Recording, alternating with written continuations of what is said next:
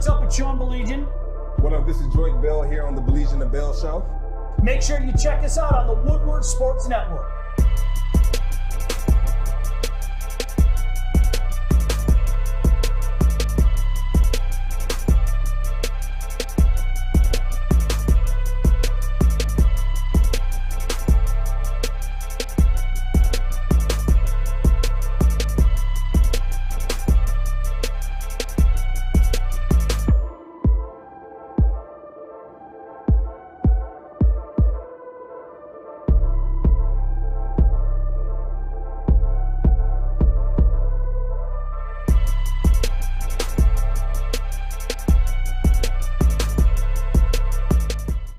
Yo, what's going on? Welcome. This is the Woodward Sports Network, and you are watching the Baligian and Bell Show. This is Kory Woods filling in for Sean Baligian, and we got right here my man, Joique Bell.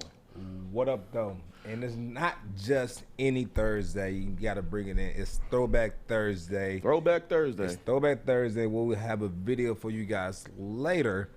I always get questions like, you know, what do you do before a game?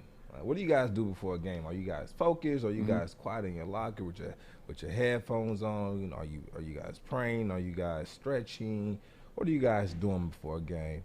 And so I got a little throwback video for you guys that we're gonna play. I'm gonna show you some of the stuff we do in the locker room before a game. Ain't nothing crazy, you know. We ain't about to do no We'll see. Oh snap! All right, we gotta see. Got a really big show for you today. I'm not gonna tell you what it is. Why not?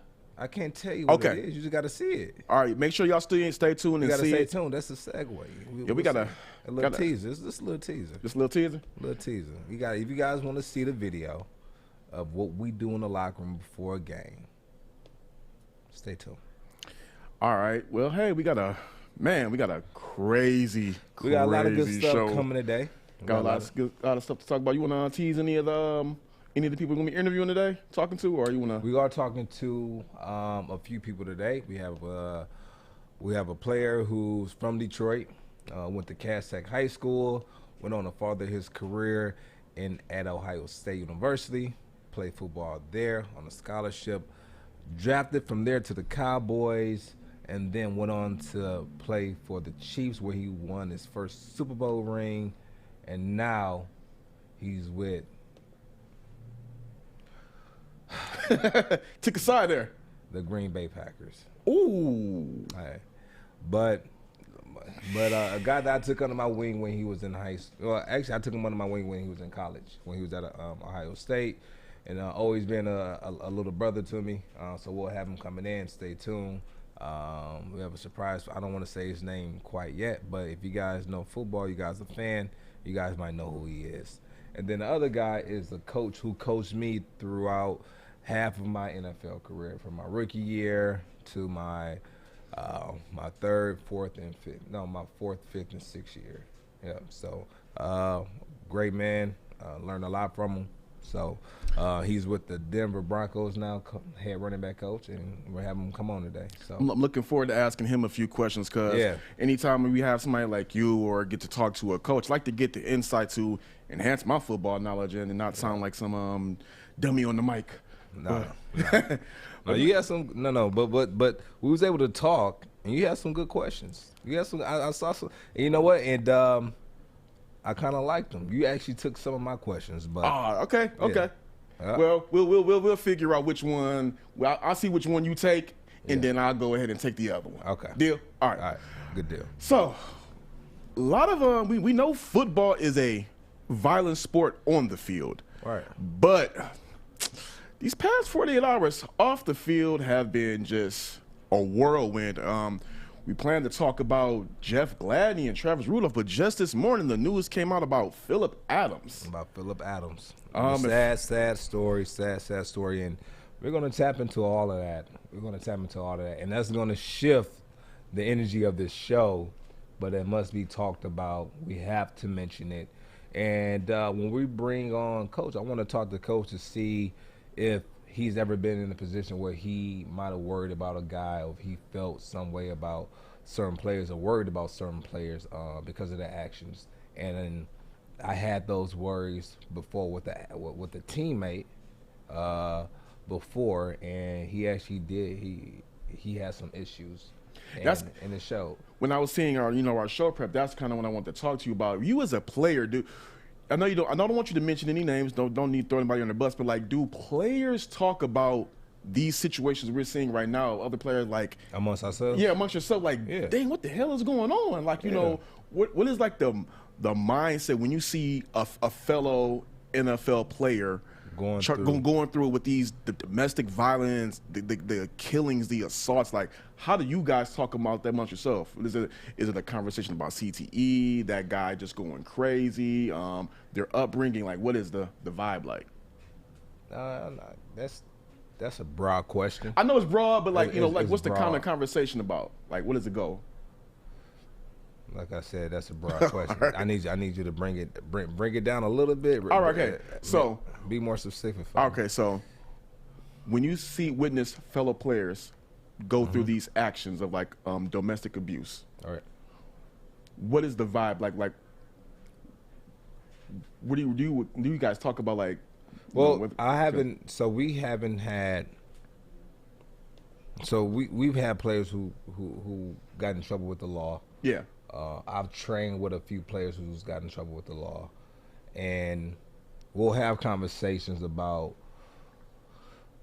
like what could we have done, or what signs did we see that we didn't pay attention to, right?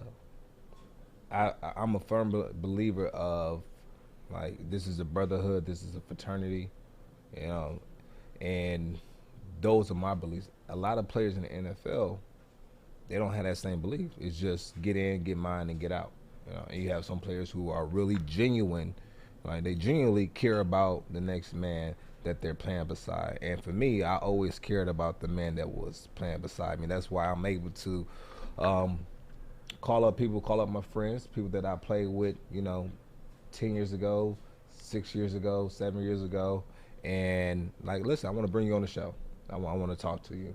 And they're more than inclined to come on the show because we have that type of bond, we have that type of relationship. And so I'm a firm believer in, keeping in touch with your brothers when you're done playing, just to check in and tap in and make sure they're doing okay. It's not just the NFL that needs to take ownership and figuring out things we can do, but it's also our job as players to make sure we're keeping in touch with our fellow brothers and making sure they're doing good mentally, because it's a lot of people that's going through mental health issues, and we have to bring more awareness to it because we have to normalize it being a normal conversation, because it needs to be talked about. People need to understand the things that these players are going through post-football. Now, let's talk about Phillip Adams. He hadn't touched the football field since 2015. Right? What players have been keeping in touch with them the past 5 to 6 years, making sure he's doing well mentally? Because it's been documented and reported that he's had, he seeked help with doctors. He went to doctors for help, and we're waiting for more information to come out, because this information it just came out this morning. We just saw it this morning. And it's just things like that that's going on with these certain players that we all have to sit back and say, why didn't I reach out to that guy? Especially guys that you really have that camaraderie. And like, if we really are a brotherhood, we really have that team camaraderie in the locker room, and we really care for each other. We really love each other. And, we're a firm believer in this brotherhood, then we have to do a better job of staying in contact with our people post football. So. Yeah, for those who are not aware of what we're talking about, earlier this morning, former NFL player Phillip Adams killed himself and 5 other people. One of them was Dr. Robert Leslie, 7 years old, and his wife, Barbara Leslie, 69. They're pronounced dead at the scene. And along with their grandchildren, Ada Leslie and Noah Leslie. This took place in the Leslie home, and unfortunately, he killed them, and Adams killed himself. And it's just an unfortunate situation all around with these, type of, we talked about, the killings, and we're going to get into some of the domestic abuse assault cases that we're talking about later, do you think that the NFL, take the big NFL, do you think that all the professional sports need to have some type of joint symposium or conference about domestic abuse? Because it's seeming to become, we're seeing more cases of domestic abuse, sexual assault as time goes on. It's like it's rising rapidly. Do I think they need to have that? So they do have these conversations, right? Mm-hmm. They do have these conversations. They do have things where we go and we sit down, we talk, and we have people come in, and that's mostly our rookie year. Okay. The next team conversations we have outside of being a team are our NFL PA meetings, when they're coming in, they're talking about our benefits, or they're talking about something dealing with the CBA, things that's going on, changes that might be being made. We talk about one thing that we all love, our Madden checks that we get once a year, and so we have these conversations, but it's not more so having these conversations once you're done playing. It's 4, 5, 6, 7 years post football where you need to start having these conversations with these people and keeping the contact. A lot of guys, once post football, they don't even know what the benefits are. They're so out of the loop. I think we need to do a better job of making sure we're getting as much information to these men as possible. They've been training their whole life to get to a certain point in their life into their profession, and that's why we talked yesterday, and even we talked with Stick. What's up, Stick? What's going on, guys? How you guys doing today? We're doing good. It's a great morning, Stick. It's a great morning. Hell yeah. The producer cam. This is the first time I've seen you back there. Oh, no, I do Kory's Everything Is. I do the Art of Combat stuff. On this show. Oh, yeah, on this show, yeah. On this show. Yep. Yeah, on this show.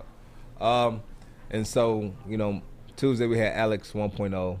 Yesterday we had Alex 2.0. And today we got Stick, Like I said, we're trying to find a replacement for Art, so we're going through we're going through the ranks right now. Man, was this a part of the contract negotiation? We get a different person each day? I get a different person each day, and then I decide which one I like the most. So that's how we're kind of working it out. But back to the topic at hand. But no, the NFL, they do things, and we do have these meetings, but it's not like it's not like these issues are happening right when they retire or right when they exit a team. The NFL, they try to do they do I'm not gonna say a good enough job, but they try to do some things to put us in position to be stable, somewhat financially. Mm-hmm. I know that once you become a veteran, and with the new CBA, I don't know if they changed it, but 1 year removed from a roster, they send you a check in the mail. Okay. They send you a check. I think each player might be different. Some player it might be 6 figures. Some it might be high 5. It just depends. And it's kind of like a bridge to kind of help you as you transition back into the real world. All right, because the NFL, that's not a real world. We are literally 1%. We're part of that 1%. Yeah, and they're going from that 1% back down to that 99%. It's the hard the transition hard. That come down is hard, boy. That come down is hard, but if you make the right decisions, the transition will be a lot easier for you. So what do you think needs to be? Do you think there's anything that needs to be done in this kind of situation to prevent future cases? Or like we talk, you know what? I was trying to wrap my head around this morning. How do you do it? How do you do it? How do you keep in touch with players 5 years removed from the game? Your guess is as good as mine. We have one more. I would tell you this. And it's crazy.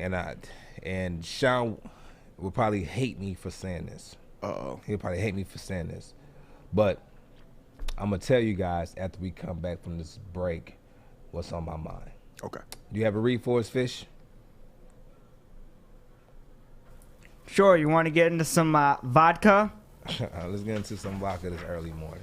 All right. I usually don't do vodka until noon, but I guess we can hop on it. We can hop on it now. Go ahead. Well, like they said, it's 5 o'clock summer, eh? 8 Mile Vodka, born in Detroit, is distilled in single 90-liter batches to allow optimal quality control and care. They're carbon-altered, filtered, and bottled at perfect time to produce a subtle taste with smooth finish and character all of its own. This is an exceptional premium vodka that can be chilled and enjoyed straight or mixed to create an exceptional cocktail. Next time you're out, ask your bartender for an 8 Mile Vodka or pick it up at your local Meijer. And remember, always drink responsibly.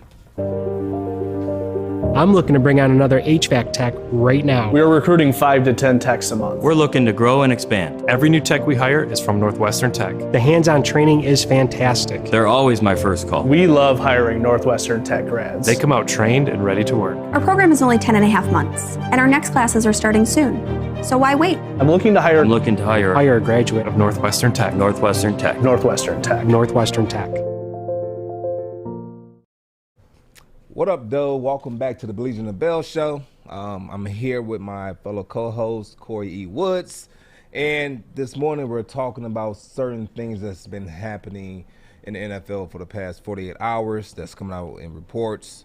Philip Adams was involved in a murder where he murdered 5 people, a doctor who was 70, his wife who was 69, and their 2 grandchildren who were 5 and 9, and a man who was working, I believe, in his home and came out and was struck by gunfire as well and was found deceased outside of his home.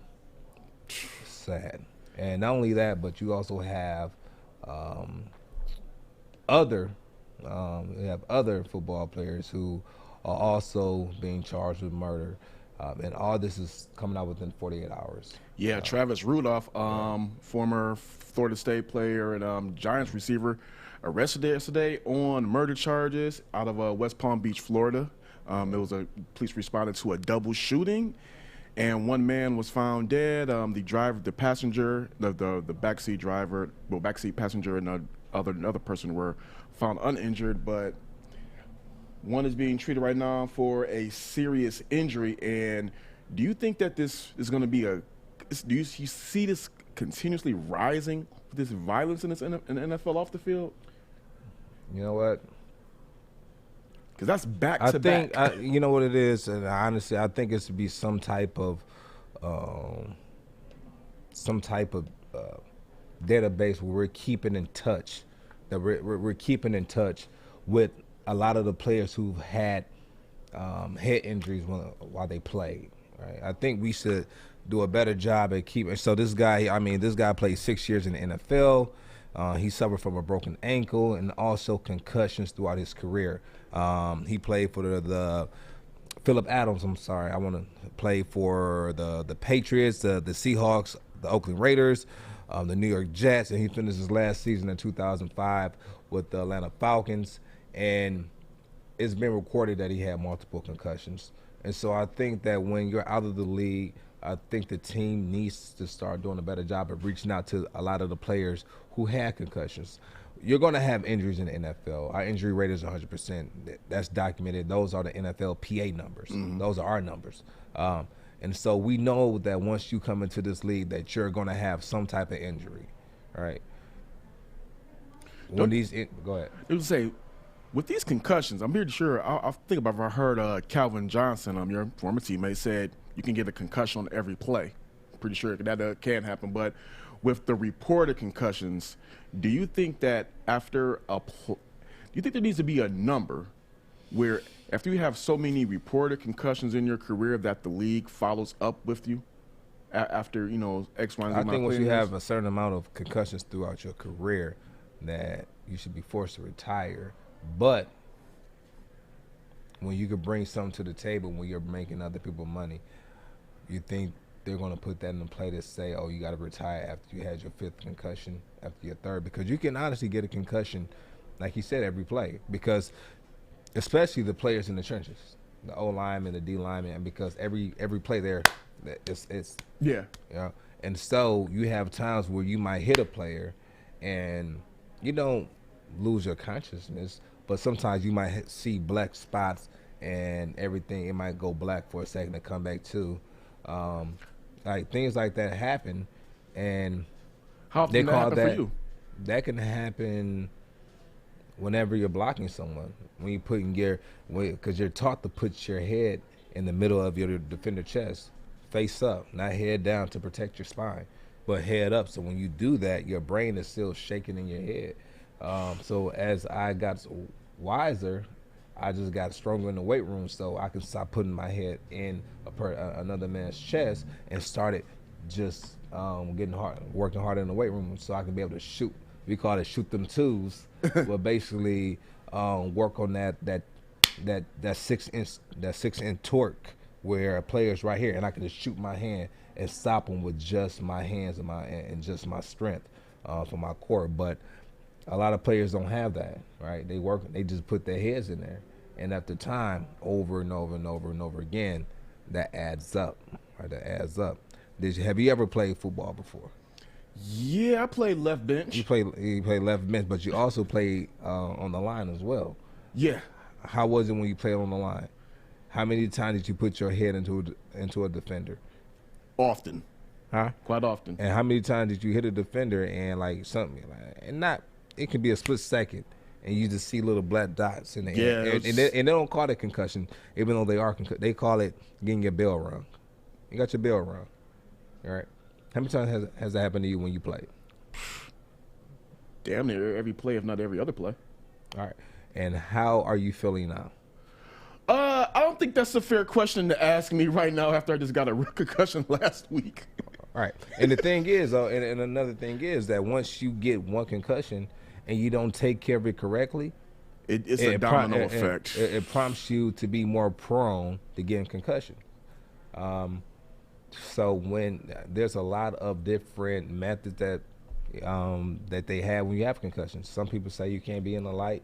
Some say no, you can be in the light. Yeah. Some say you put ice in your head and trap yourself in a dark room, and have no brain activity, no phone, no reading, no nothing for a certain amount of days, depending on the severity of your concussion. So everything is different. Everything is different. Well, it's just an unfortunate situation going on. It's very unfortunate. To see a former football player go on this rampage and take the lives of not only these 5 victims, but also to turn the gun on himself. And there's not too much information that's out. We're still waiting for more information to be released to the public. They're still investigating. We don't know what prompted him to do this. Officers at the scene said that they were very shocked by this because it was just they had no clue why he did this, right? Yeah, I'm just reading the story right now. Like I said, right now they don't have any as you said, they don't have many details about what's going on. It's still very vague. So yeah, but the guy he shot was a doctor, and the irony, a man who saved lives had his life taken at the hands of a gunman. It's sad. It's sad. And then on top of that, they had their 2 grandchildren. My heart goes out to those parents. Yeah, my heart goes out to those parents. I just cannot even imagine being a parent and getting that call. Getting that call. You think your kids are safe with their grandparents. You think they're safe. You would assume so. And then you get the call that their lives were taken along with probably one of those 2 guys' parents. So that's just a colossal loss all around. Sad. To shift gears, not saying that this one is any better, but you have Jeff Gladney of the Minnesota Vikings. He turned himself in yesterday and posted a $10,000 bond for 3rd-degree felony family assault. He faces right now up to 2 to 10 years in prison if convicted after what happened. The incident took place on April 2nd when a 22-year-old woman who says she was in a relationship with Gladney told the police they got into an altercation over some text messages that she was receiving. Gladney is accused of hitting her with closed fists, choking her, dragging her by her hair while she was driving with her vehicle. Oh.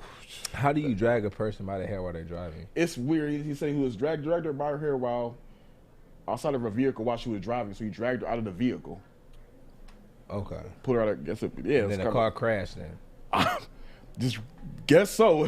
How they put it. And while he held her by her hair, he held her face up to the iPhone to, get the facial ID to work to open up the phone. That is that's extreme. Very extreme. Like, what is it with going through DMs? What is it with, this lack of trust it seems like players are having with this domestic assault? We're seeing it so much more lately. Some of this stuff for me is kind of hard to talk about because I've seen friends go through this, and it's so touchy. I'm trying to formulate a thought on it. I just can't. How can I say this?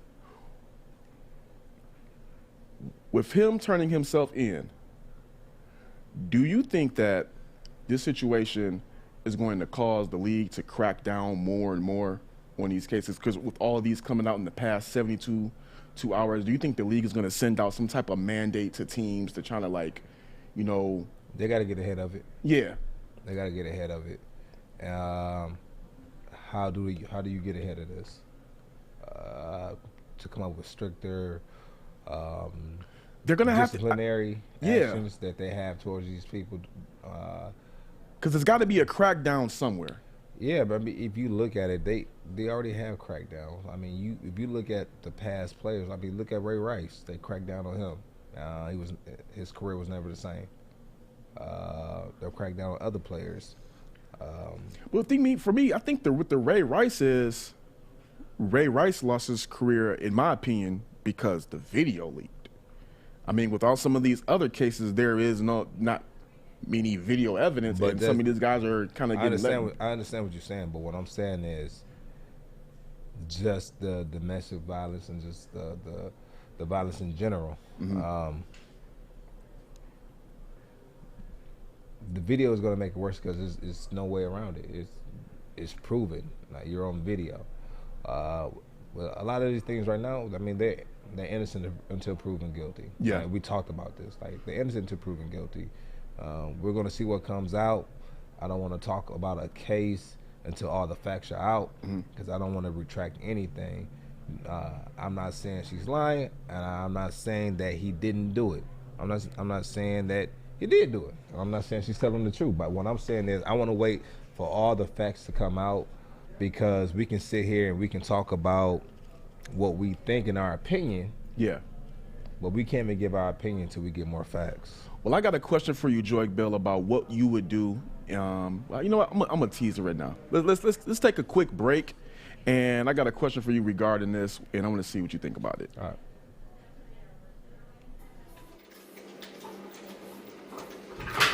Morning, Art. Morning, D-Mac.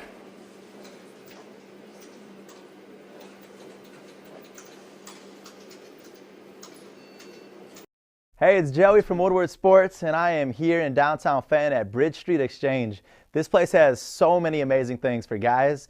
And ladies, this is the hidden spot that you got to come check out.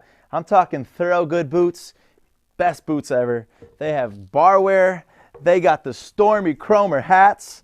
They got Carhartt hats, a huge Carhartt selection. They even got Snoop Dogg underwear. So go check them out, bridgestreetexchange.com, and use the code word WSN for 15% off. So welcome back to the Baligian the Bell show on this beautiful Thursday morning. Have I told you guys about Northwestern Tech? Hey, start a new career in an industry that is always essential, the heating and cooling industry. Learn more today by visiting northwesterntech.edu. Before we left off on the break, Kory had a question that he wanted to bring my way because he has a lot of questions for me. I got a lot of questions for man. You are a plethora of questions. Well, I mean, I need to get the knowledge. You want the information. Yeah, What's up? Because I don't want to talk stupid. Okay. So, Joique Bell, you're the GM or coach of X, Y, and Z team. When you're seeing these stories about the Phillip Adams, the Travis Rudolph, the Jeff Gladney, what is your message to your players right now after seeing these recent string of events? Well, the first thing I'm gonna do, I'm gonna sit back and it's not just going straight to the team. I'm gonna get with the people that are in the front office with me. We're gonna sit down. We're gonna come up with a plan to address the team and figure out what the best approach will be, and then whatever we decide as a group, that will be the I guess that will be the actions we'll take. But it's not me seeing it and calling the team meeting and saying, hey, this is, it's going to be me sitting down with my front office and my team members and us sitting down and us conversing first, having a conversation to make sure we make the best decision going forward for our team to know how we should handle this. Luckily for us, when I played here, I think we might have had one case where we had a player in a domestic violence case, and he was released from the team almost immediately. And so that's something that we don't joke about, we don't play about. That's something that I'm a firm believer in, that you never, especially with a woman, you never put your hands on a woman, and you especially you don't go out and just murder randomly. You don't do that. I mean, period. You don't murder in general, but there's certain things that you just don't do, and there's certain things on my team. If I was the GM, that it wouldn't be allowed, and that's kind of how I would approach it. That's how I will approach it. Okay. Get down with the front office people and go from there. Yeah, I did some research on some numbers because I knew this was going to be a heavy topic that we were going to talk about. And hold up, no, don't ask me that question and then you not tell me yours. If you was the GM of a team, how would you handle it?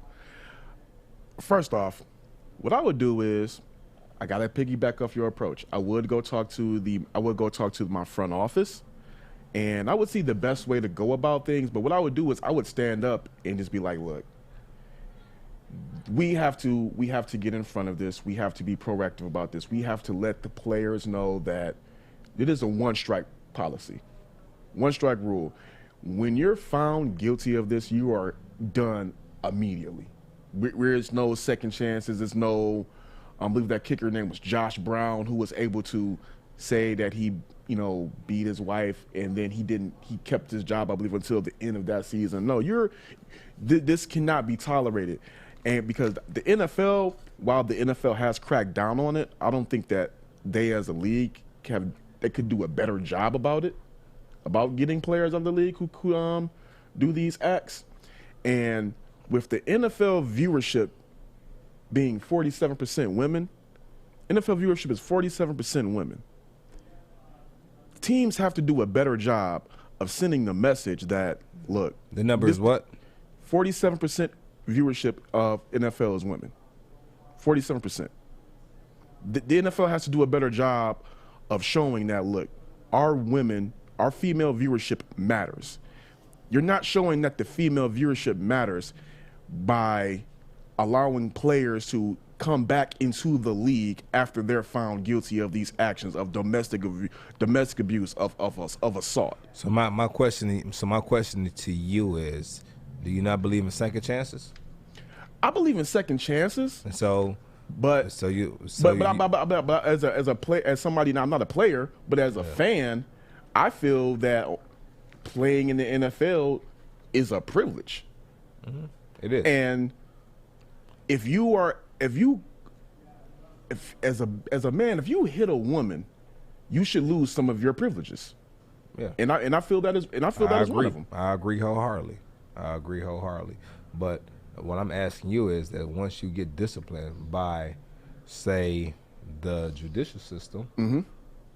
do you still need to be disciplined by other people once you get out? Or once you pay your debt to society is over? I feel that, Okay, I'm gonna give you this argument. Let's say I work. Yes or no? No. You could deserve a second chance. You may not necessarily deserve a second chance in the NFL though. Like if I were to so you deserve a second chance doing what? There are other ways to make money. But the thing is, like right now, look. So let's just do it. Okay. So let's do this. You worked your whole life in media. Mm-hmm. All right, whole life in media. Yep. Now you're an anchor on, say, Sports Center, and you get into domestic violence altercation, and you go through court. They put you on probation, and now you lose your job. Like, you've been doing this your whole life, working to get to this point to your whole life, right? This is one of your only skill sets. Yeah. Now, you paid your debt to society. Right? You paid your debt, right? You went through the court system. You got out. They put you on probation. Now, do you think it's fair for you to never work in media again as an anchor? I don't think it's fair for me to never work in media again as an anchor, but I may not necessarily need to work for my previous job, my previous place of employment. I understand what you're saying, but you saying that a player shouldn't be in the NFL anymore. So he not be in the NFL anymore, or so he not be on that specific team and go to another team? He's still working for the NFL, and you might not be working for that media company anymore, but you're still working in media. I think it's a little bit. I think it's not that What's black different? and white though. What's different? Okay, so look, what's the difference? I'm here at Woodward Sports. If I were to be found guilty of something like that, I'd be out of it. I'd be out of a job. Okay, and rightfully so.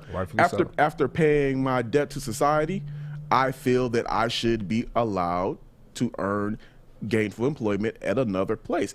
Another media place, or just another place in general? Another media place. But if another media place does not choose to hire me based on my record, I can't get mad at that. I made my bed and lied in it. So that's something that at one point, if another media company chose to not hire me because of that. You think that's fair?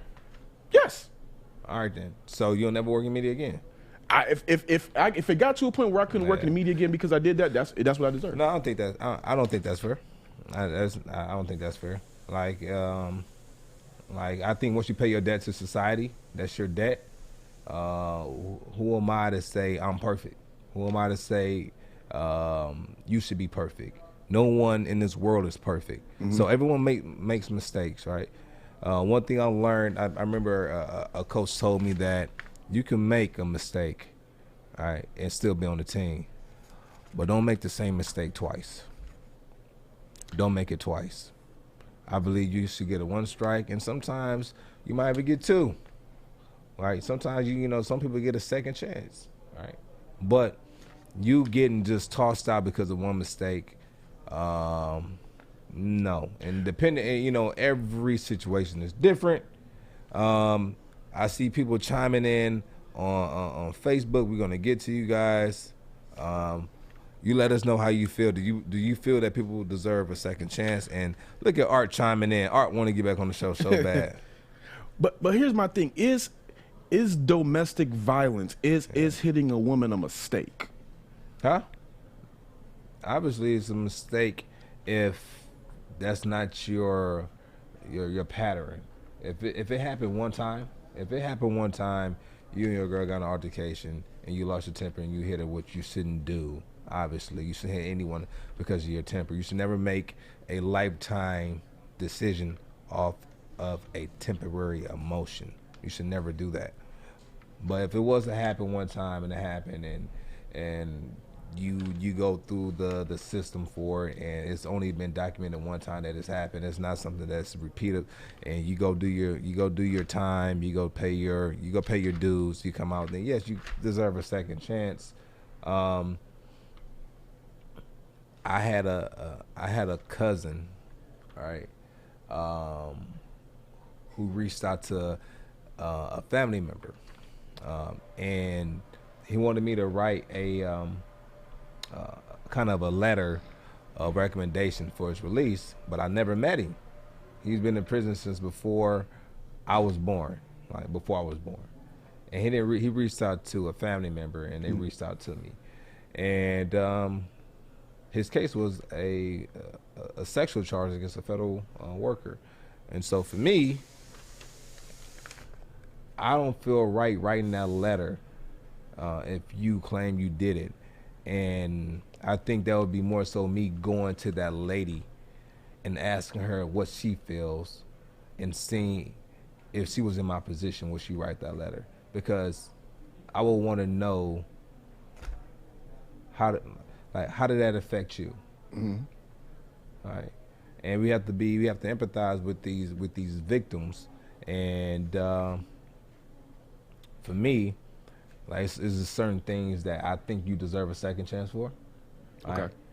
But for certain situations, I feel like sometimes you got to go to the victim to see, does that person deserve a second chance? And then you let them decide. I'm with that. All right, you want to get to some of these? When you get to some of these comments, Art. Let's see what's Art coming here with the shade. There's not many places that will hire you for being late, yet Joique still has a job. Yeah, and Art, shut up. You already know you're not coming back on this show. And he's coming on here to try to get some sympathy. Today is the first day I felt better. That's what we're and that's what he's trying to tell people, that he's sick. You're not sick. You're not in the contract negotiation. I specifically told them, me or Art, and I have proof. People want me. They don't want Art. I put it on my Instagram. I'll repost it. I'll repost the results. They had to choose Team Bill or Team Art. You know what it was? What? It was 92% to 8%. Guess who was 92%? And you had some of my friends vote for Art because they felt bad for Art because I had all the votes. And then he goes on here and then he lies. He's a liar. What did he lie about? He lied about me being late. I've never been late to the show. I've been to the show to where he's mad because he doesn't have enough time to adjust my camera. Alex, how hard was it for you to adjust my camera earlier? How hard was it for you? Not real hard. Not real. How long did it take you to adjust my camera? How long did it take you? And be specific. Don't over. How long did it take you? I don't know. Probably less than 10 seconds. Less than 10 seconds. Art wants me here 15 minutes early so he can adjust my camera. Wait. Oh, here we go.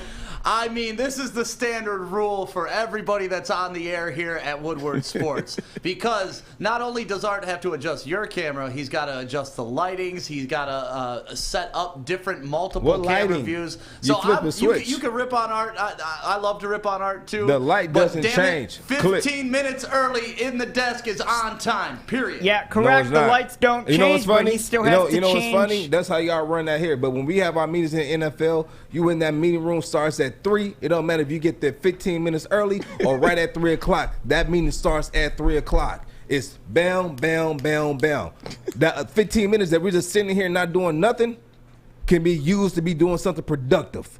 I'm using that 15 productive. Minutes. You're setting up your teammates for success, and if you're not a team player, then that's a problem. I'm sorry. You got one job to do. You got one job to do. Adjust the camera 2 inches above my head. You gotta adjust the camera. The lighting doesn't even change in here. Right. We gotta make sure the lighting's right. The lighting is the light.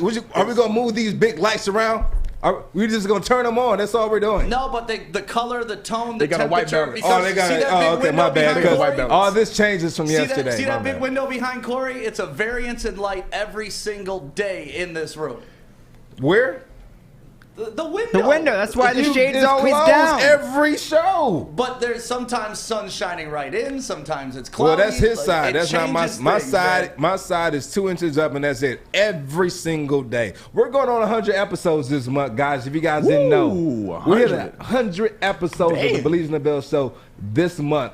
Coming up in about another week and a half, and I'm so excited about it. We got something special planned for 100 episode of Baligian and Bell Show. I can't wait. I'm gonna be hopefully I get to be somewhere around here. Look at Art. I can stir the pot from home too. Art is a bum, and that's why you're at home. That's why you're not here. Damn. So you taking Joey's words? Because Joey's the only one who called people bum ass around here. Is it bum? Yeah, Joey literally calls everybody bum ass. Art is a straight bum.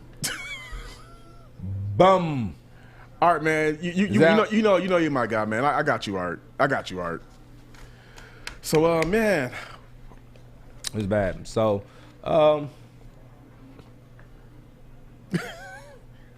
Art just threw me off my whole square, man.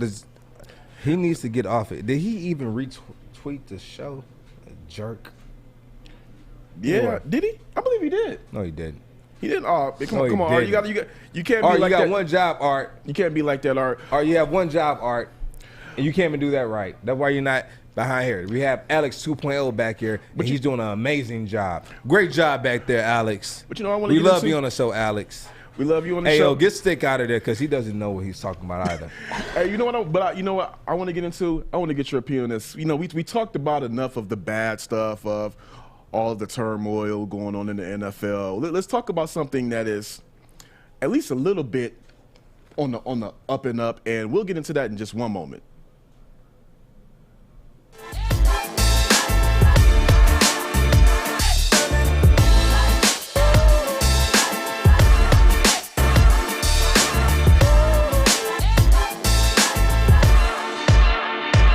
Hall from Hall Financial.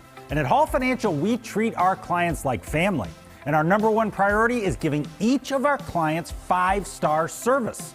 Our passion for 5-star service, combined with our expertise, allows us to find the best possible solution for refinancing your home loan. We take the time to focus on both the individual and the numbers. We're going to walk you through the process and close your loan in half the time of our competition. Go to davidhallmortgage.com today. Welcome back.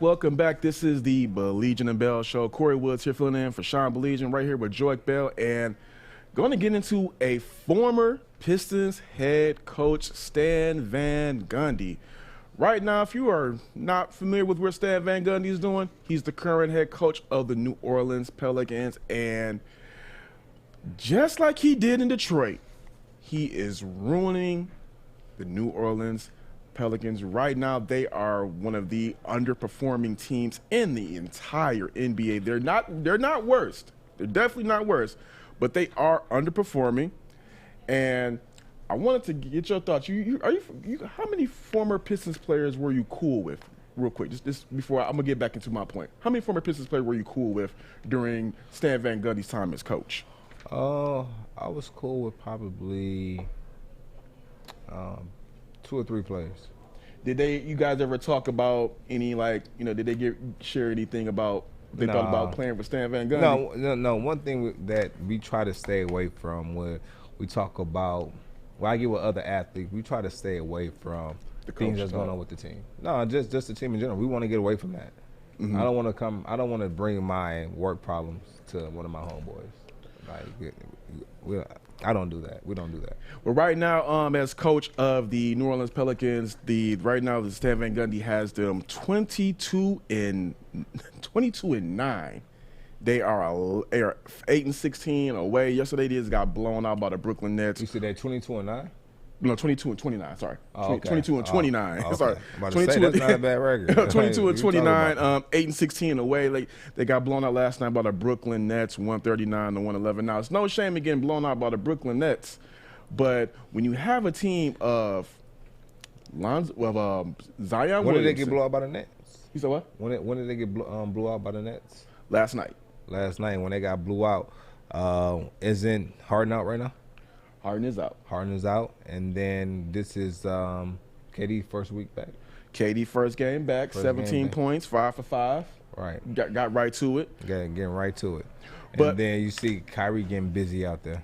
Yeah, Kyrie last night had 24 points, 6 assists, 7 for 14, 4 getting for 6. Busy. When he's healthy, he's getting busy.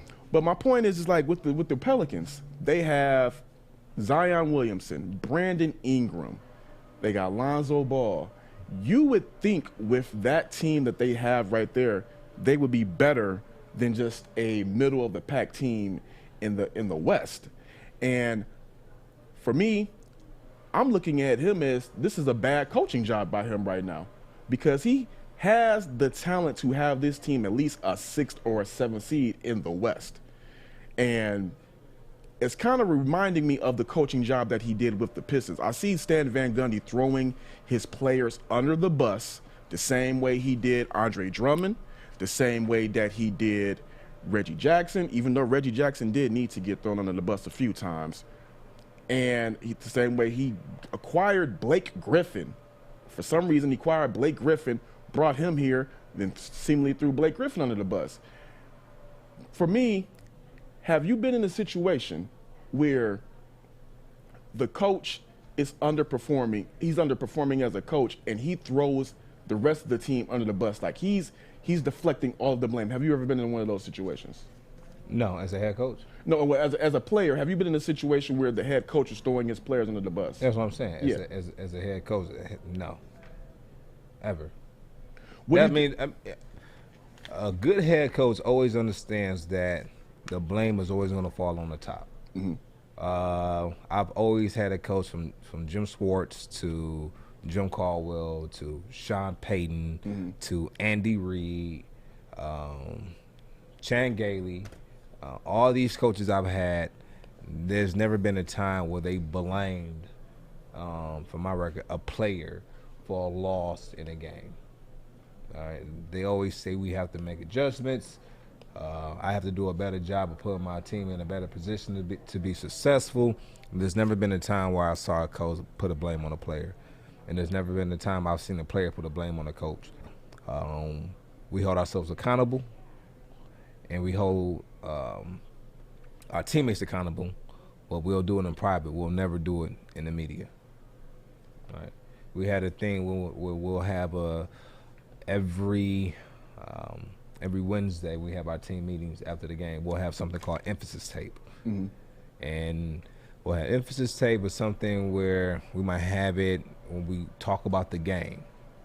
Monday we'll have emphasis tape where we talk about the game. Wednesday we'll have Wednesday and Friday we'll have emphasis tape where we kind of put film up and we talk about practice.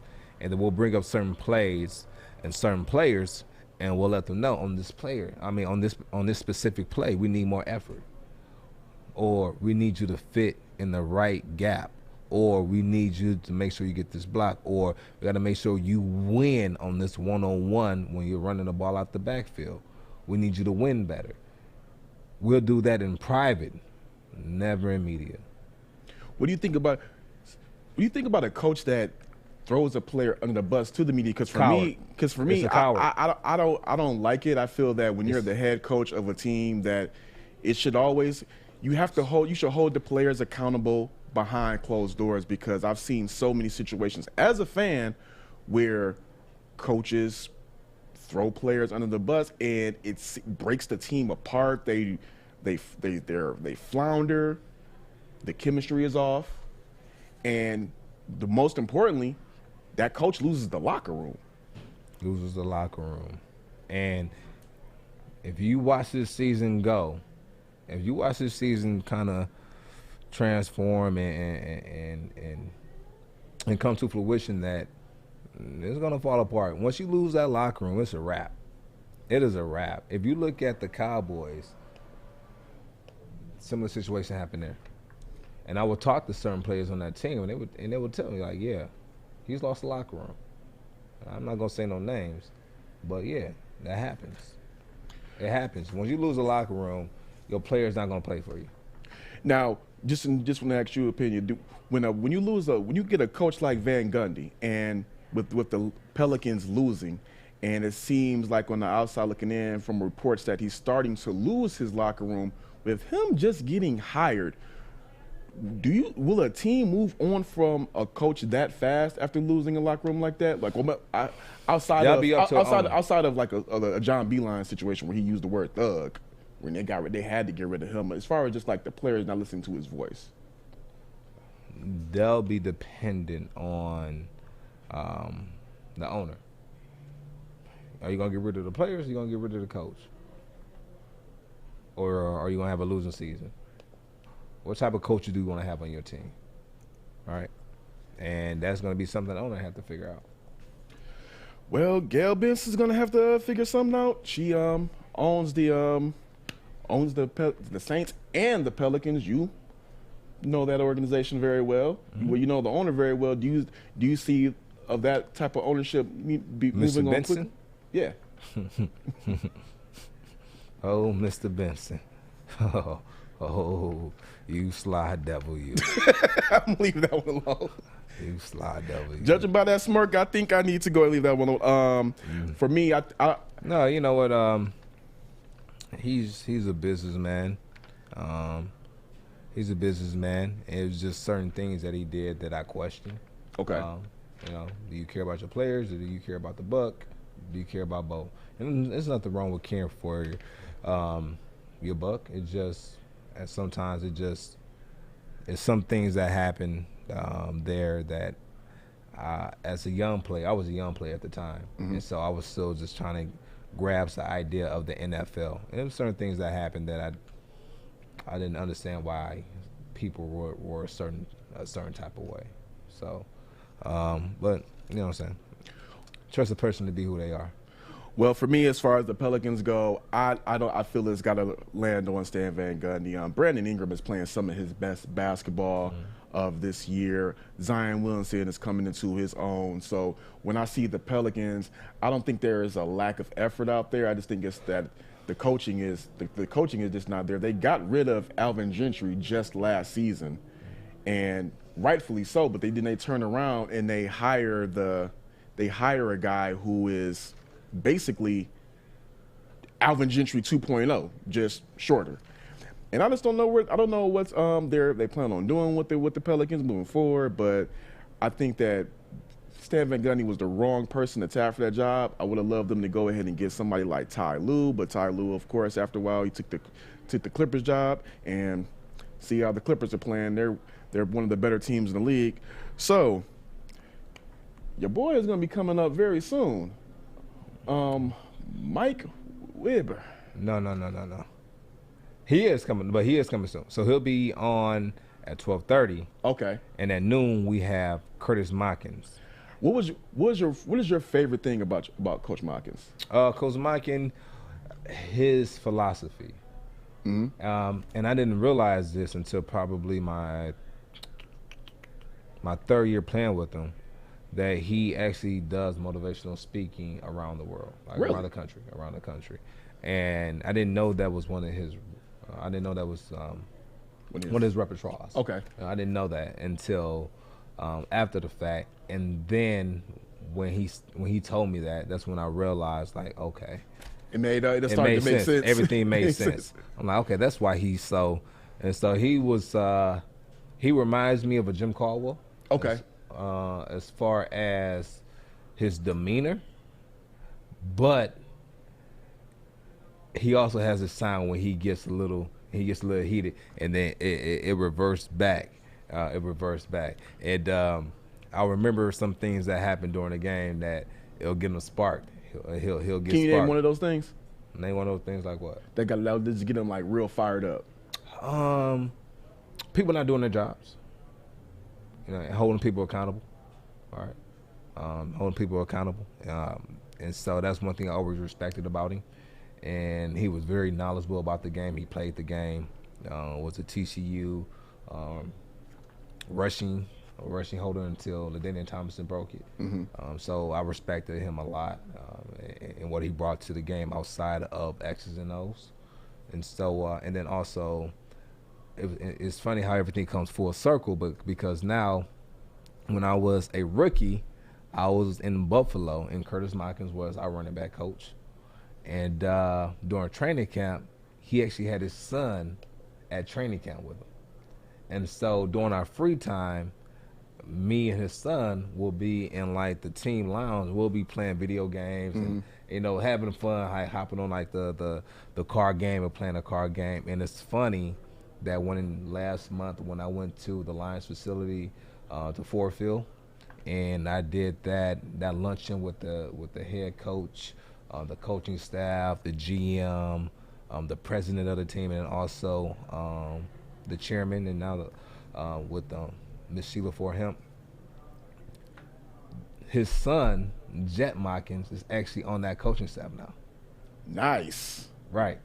And so it was cool to see that.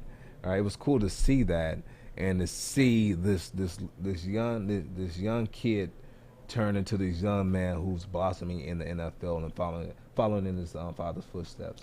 It was a beautiful thing. So it was great, and that's why I'm glad to have him on the show. Hopefully you guys can take some things away from this conversation we have with Coach Markins today, and you guys will see what I'm talking about when I say he goes around and he does a lot of motivational speaking, because he was very motivational. So we're about to take a short break, but before we go, do you have a read for us, Fish? Sure. You want? Yeah. Tell me about my bookie. All right, I will do that. All right, Joique, you want to learn about my bookie? You want to learn how to bet, right? Yeah. Excited about sports tonight? Football coming around. You want to bet on the NFL draft? Well, you can with my bookie. It's time to start winning free money from my bookie. When you sign off the promo code Woodward, they have all the games. You can bet them anywhere you want. Parlay straight against the spread. They have thousands of lines and prop bets on all the games.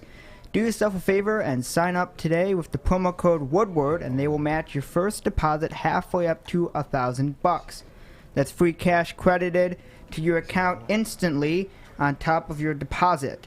The best part is you always have access on the go or on your phone. Visit the website and go online to mybookie.ag and use the promo code Woodward to grab yourself a deposit bonus. Bet anything, anytime, anywhere with my bookie.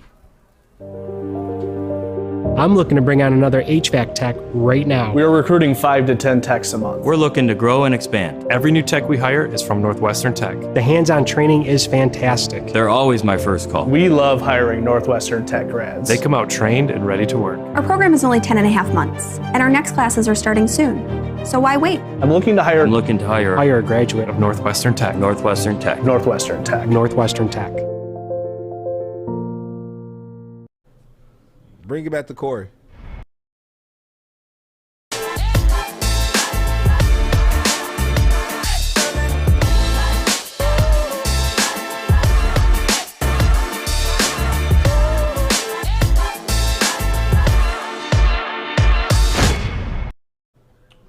Welcome back to the Baligian and Bell Show. Kory Woods here filling in for Sean Baligian. Got Joique Bell right here.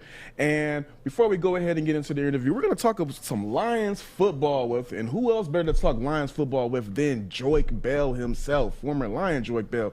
So, Lions were one of the worst teams ever during the 16-game season era. Of course, the Lions were the first team to go 0-16, and we've had the city has faced one of the worst playoff droughts, worst playoff win success stories in all of the football teams. And we going into the 17-game season. Now we're going to a 17-game season. And now it's time for a new era, a new culture of Lions football. And we got Dan Campbell here. Do you think that he's going to be the guy that's going to change this culture for this 17-game season coming up? We all hope so. But I'm more so happy that they changed it. They changed it from a 16-game season to a 17-game season, because now this might be a new era for the Detroit Lions, and it could have came at a perfect time. We have a new coaching staff. We have some new people in the front office leading this team, and we have a new schedule. We have a new schedule, and we have an extra game. So let's see what happens in this new era of 17 games in one season. I'm excited about it. I'm really, really looking forward to it. I think the job that Sheila Ford Hamp has done is simply phenomenal for the average football fan, just like myself. You get sold a bag of beans every year when it comes to the Lions, because it felt like, as a fan, that each year was trying to put a Band-Aid on the problem, trying to just make small tweaks that did not mean anything. I love the fact that Sheila Ford came in and said, look, I'm going to do this my way. And she was given the opportunity to do it her way. So what she did was she did one thing that Lions fans wanted. She brought competent minds into the football room. She brought Chris Spielman in. And then what happened when she got Chris Spielman in? They went on a national search for the next GM and the next head coach. And I'm glad they, before you hear the Lions maybe interview 2 or 3 candidates, maybe 4 or 5, this time they went above and beyond. They went to 10+ candidates. 10+. And I like the fact that with this new regime, they didn't do any press conferences insulting the fans' intelligence. They said, we're going to tear this thing down and build it from the ground up, and it's going to be a process. They went ahead and they got rid of Matt Patricia and Bob Quinn during the middle of the season. We're not going to go ahead and let you guys finish the season. We know that we want to start this new culture now. So we're going to blow this up. We're going to blow this up and start this search now. So by the time the offseason comes, we're already into our rebuild. We're already into our building our new program. That's what I loved about it as a fan, because I'm like, all right, I can grow with this. I can rock with this. Yeah. It's funny. It's good to hear you say that, because that's exactly what we're going to get. That's exactly what they're doing. They know where they are as a team. They know where they are as an organization in the front office, and they're not sugarcoating it. They know that they need some work. Brad Holmes came in and said, listen, we're going to make some moves, and I've been very impressed with a lot of moves that he's making, bringing in Dorsey and bringing in these guys, bringing in these guys who have their experience that's with you. I see nothing but success in the future for the Lions. I know Lions fans are tired of hearing it, but just be patient. It's coming. I feel it's something different. It's something in the air. It was for me. Something in the air. For me, it's something in the air when you talk about a Brad Holmes, a guy first off, he has over close to 2 decades of experience in the NFL. He was actually supposed to be an intern for the Detroit Lions, but instead he took the PR intern role with the Los Angeles, the then St. Louis Rams, now the Los Angeles Rams, and was there for the past 18 years.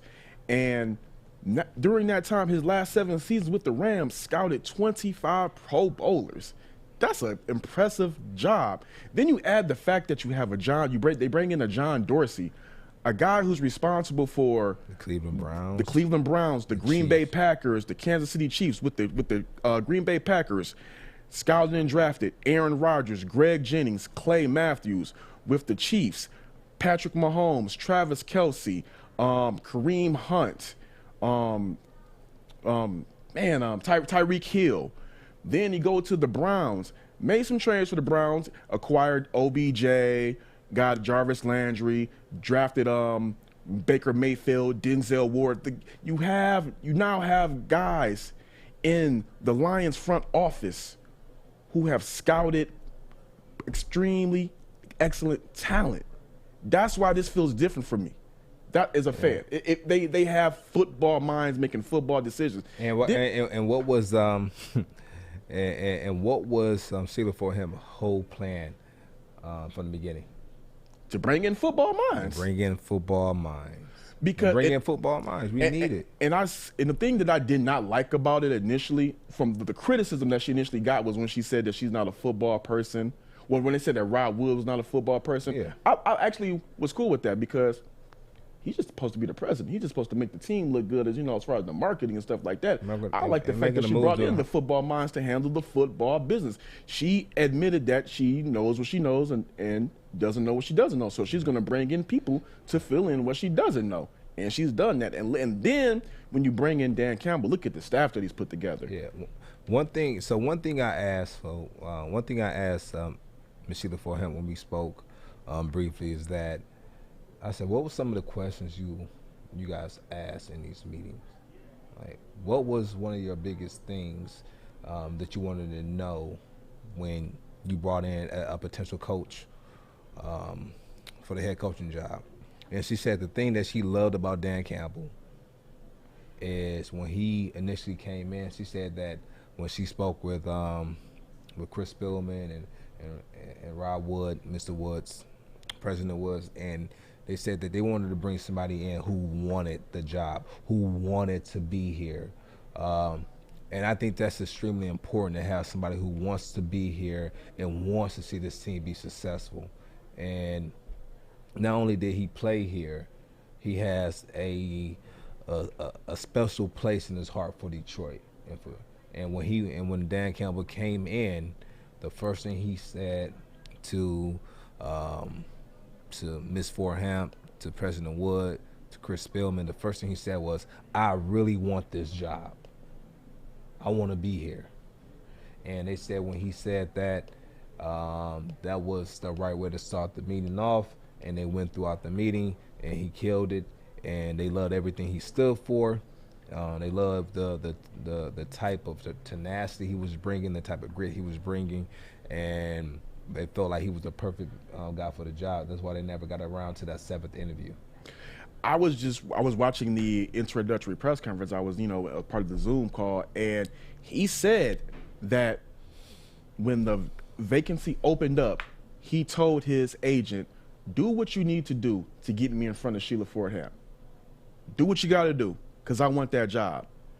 And I always go back to this. Saints GM Mickey Loomis said that, owner Mickey Loomis said that he's going to be a guy. GM Mickey Loomis. Yeah, Mickey Loomis said that Dan Campbell is going to be a guy that other coaches flock to go coach under. This man poached coaches from in-division rivals to come over to Detroit. He brought coaches like one of your former coaches, Deuce Staley. Yeah. Brought Deuce Staley over from Philadelphia to take a lateral position, not a promotion, a lateral position to come to Detroit. He also got the title of assistant head coach. But from what I read, he had that with the Eagles too. I don't know if he had that with the Eagles. He could have. But I know he got. I will say this: I will say this: I can see him coming over here after, because to me, I think it was a slap in the face that he didn't get the Eagles job. So I can see him coming over to Detroit. But I just commend the job that she's doing, and he loves it here. He's loving it. He loving it. He's loving it here. I keep in touch with Coach Staley or Deuce here and there. We spoke a couple of times, and he's loving the area, and he's hard at work. It might be a day or two where he'll respond back. It's like, "Man, we grinding right now. I love it. I love that. I love it. Like, I apologize, but like we've been putting in so many hours, and I love to hear that. Don't text me back for a week." Right. And I think that's important. I think you kicked it off, and I just followed up with it. Where the point of that, Dan Campbell wanted to be here. Deuce Staley is loving it here. I think that Detroit fans need to understand this, where they're saying, "How come the Lions didn't get this coach? How come the Lions did not get that coach?" In order for the culture shift to be in full effect, in my mind, you can't just get a coach who is taking a job vacancy. That coach also has to want to be a part of this city, be a part of this fabric. Detroit is not a destination for head coaches and free agents. It's just not that many people want to come here. So the fact that who they did hire, they're just not saying, "Oh, we're here for a job. We love this city already. We want to be a part of changing the culture of the Detroit Lions." Just think about this. Think about what that does for those guys' resume. If they're a part of the coaching staff that changed the culture of the Detroit Lions. To me, it makes them look damn good. Now, what do you think is going to be the biggest thing? What is the biggest thing that you're looking out of this coaching staff upcoming this season?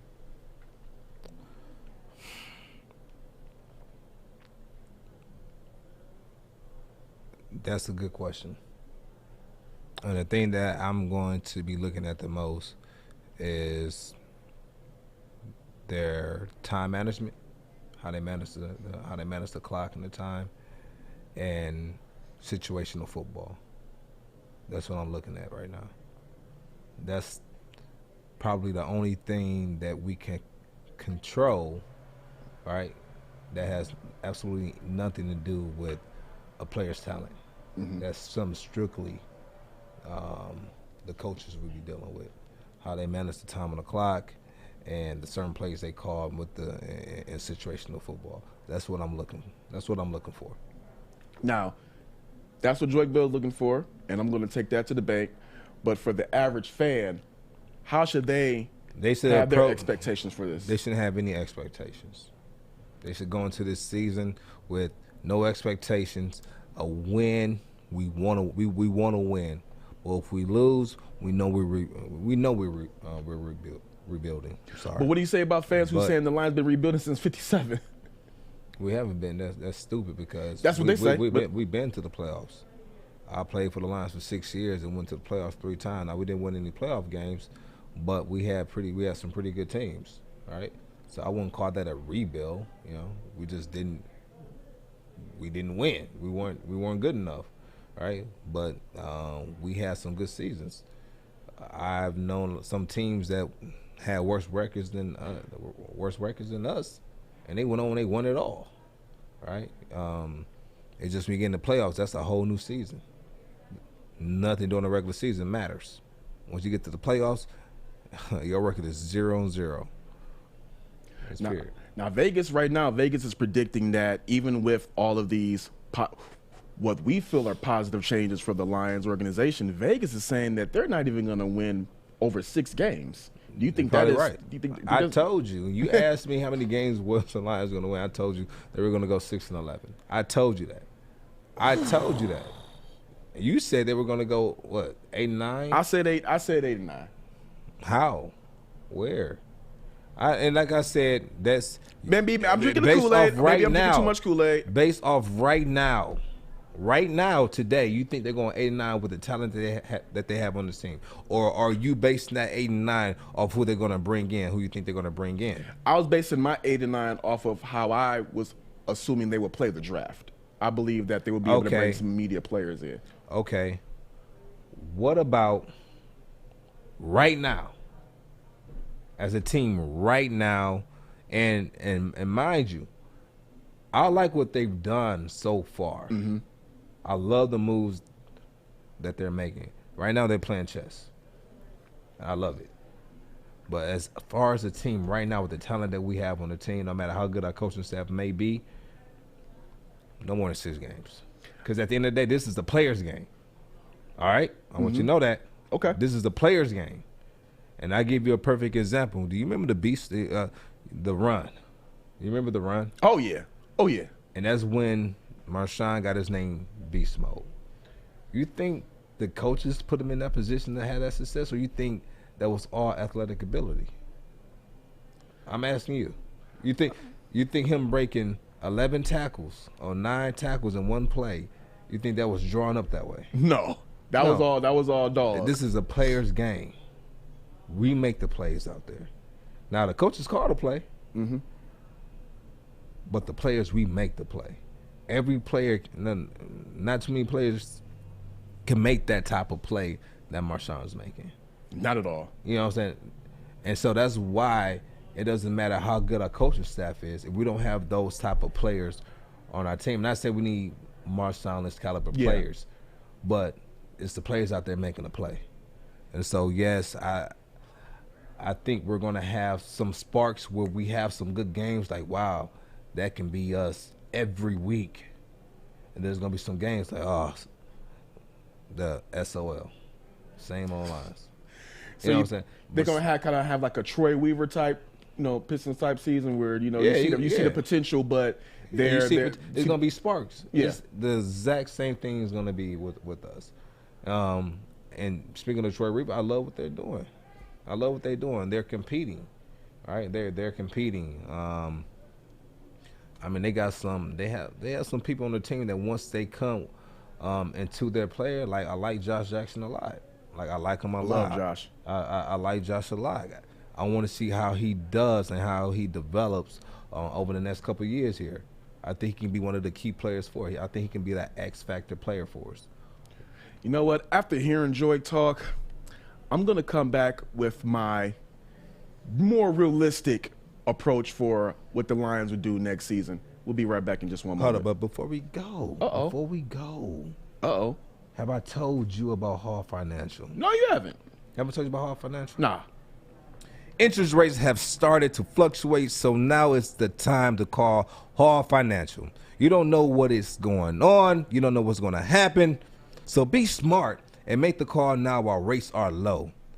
because you can be saving a lot of money, and everyone loves saving money. Hall Financial is a fast, and they do all of the heavy lifting for you. So go to davidhallmortgage.com now and get started. Hall Financial, lower payments, better options, and more personal attention.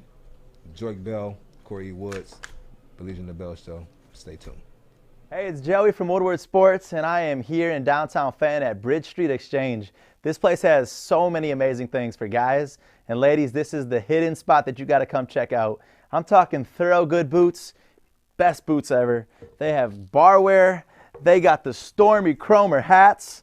They got Carhartt hats, a huge Carhartt selection. They even got Snoop Dogg underwear. So go check them out, bridgestreetexchange.com, and use the code word WSN for 15% off. Welcome back. This is the Woodward Sports Network, and this is the Baligian and Bell Show. Kory Woods here with Joique Bell, and you know what? I love to be able to talk to former players and coaches because as somebody who's trying to increase their football knowledge, I'm able to get the real. And after hearing Joique you have talk, a lot of football knowledge, Kory. Relax. You underplaying. Stop underplaying yourself. You have a lot of football knowledge, but one thing I can give you is insight on what happens behind the scenes, behind closed doors. Yeah, I need to be able to connect the dots so I can be like, okay, to see whether I'm tripping or whether I'm tripping and being an overcrazed fan or whether I'm just, hey, you're playing on wrong. I love learning. That's just it. I love learning. But after hearing it, I gotta admit, I might have been drinking the Kool-Aid a little bit too much. I was just the way that we have Brad Holmes here and John Dorsey. I just felt that the way they were going to. I was assuming your favorite. 8-9. You got Jared Goff here. Your favorite.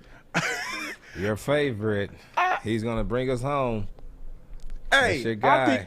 I'm of the mindset of this with Jared Goff. Jared Goff has proven that he's not a great QB, but he's a good QB. And if you surround him with talent, he can lead a team to a Super Bowl. So I'm just of the mindset, when you got Brad Holmes and you got John Dorsey in their front office, over the next couple of years, if they surround him with adequate talent, the Lions could at least win a playoff game.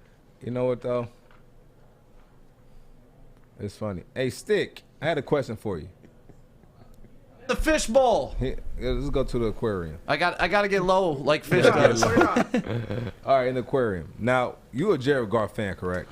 Not a fan, but I definitely think he's worthwhile. Okay, and were you a Jim Caldwell fan too? A massive Jim Caldwell fan. Massive. Probably the biggest in here. Me and Adam argue about that all the time. Okay, well, I was making sure. Who was that who said that was Sean who said he wasn't good enough? Yeah. No, me and Sean went back and forth on that because Sean, he doesn't really have any real reason besides 9-7 isn't good enough. Nah, it isn't. And both things can be true. And he doesn't really like Jared Goff either. Right. Me and Sean disagree a lot about football. No, I like Goff, man. You know what, Sean? We love you, Sean. Sean wants the Lions to be everything the Chicago Bears were in the 80s. In the 80s. That's what he wants. He wants us to be them. I don't want us to be them. I want us to be the Detroit Lions, and we build our own winning culture, and we win the way that we get our own identity. We build our own identity. Now, a winning coach is a winning culture. All right, a winning coach is a winning culture. It's a couple of teams that have that winning culture, which Sean calls the usual suspects. You have the New Orleans Saints. Yep. You have the Patriots. You have the Green Bay Packers. Honestly, right now we have the Seattle Seahawks. They're in that realm.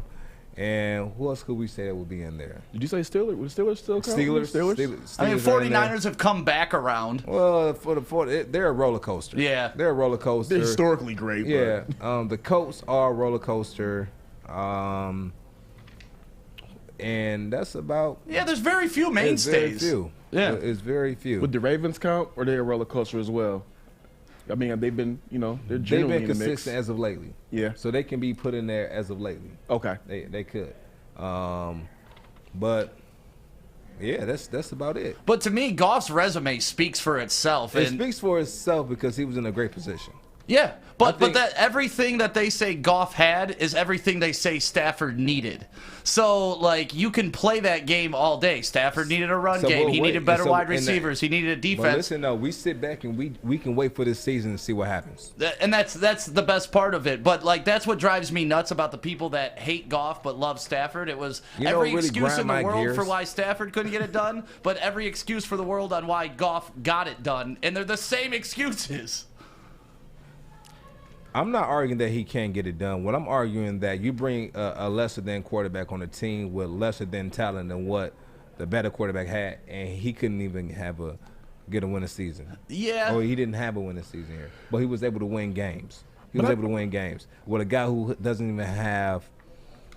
His arm talent doesn't come close to Stafford's arm talent. No, not arm talent. But you know what? Sometimes it's not about arm talent. It's about cohesiveness. It's about team, and you know that. Or you think it's all about just arm talent, period? Then why Jay Cutler sucks so bad? When you're in a position to where a lot of your throws are being contested in the pocket and you're having a lot of pressure on you, you have to be able to throw the ball certain type of ways in order to get it to your receiver. And so a lot of that has to do with arm talent.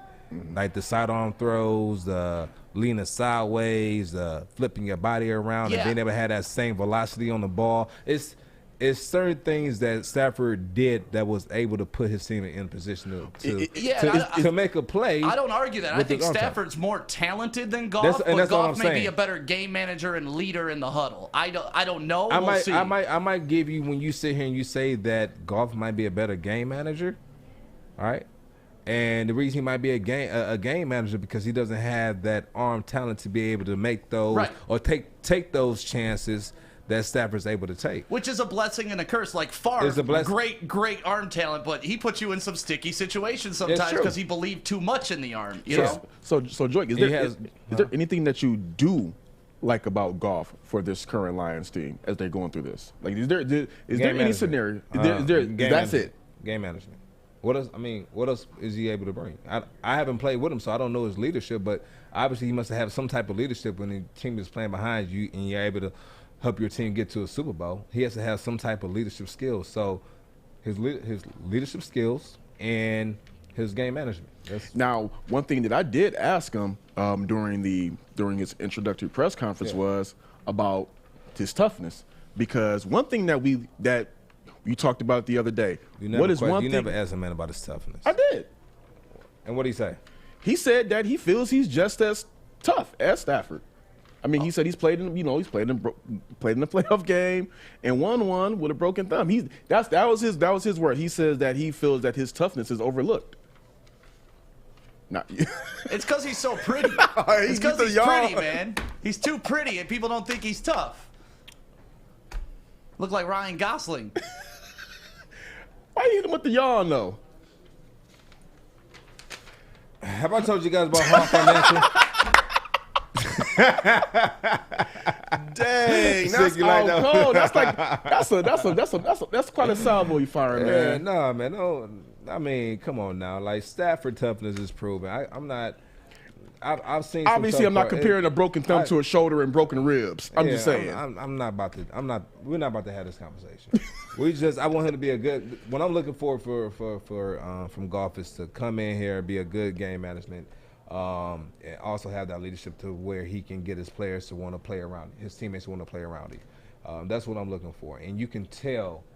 You can be able to watch the game, and as fans, sometimes I don't know if fans they see this. Okay. I don't know if they see this. I'm going to give you a perfect example. When we're in practice, one thing that they harp on the defense, run to the ball, run to the ball, run to the ball. And so I remember whenever I carried the ball in practice, I would take the ball to the end zone. I could be on our 20. I'm taking the 80 yards to the end zone, and I'm going to jog it back.